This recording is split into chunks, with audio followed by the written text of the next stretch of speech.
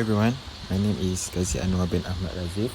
My metric number is A25MJ5072, and I am a member of Group 6 for our Computer Organization and Architecture course project.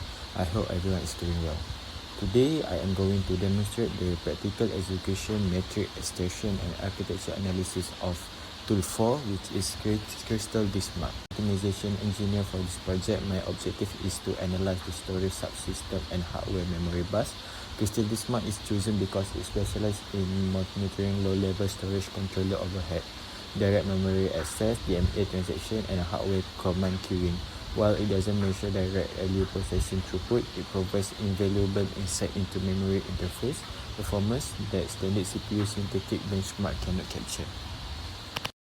Now I will show you guys the installation part. I already provide the link where you can install this mask. So after you click the link and then press download, you can extract all the file there, and also after that, to run it, you can run it as administrator. Okay, after that, looking at the top configuration bar, I have selected 5 test run and a 1 gig data file size to guarantee statistical accuracy and prevent data fluctuation.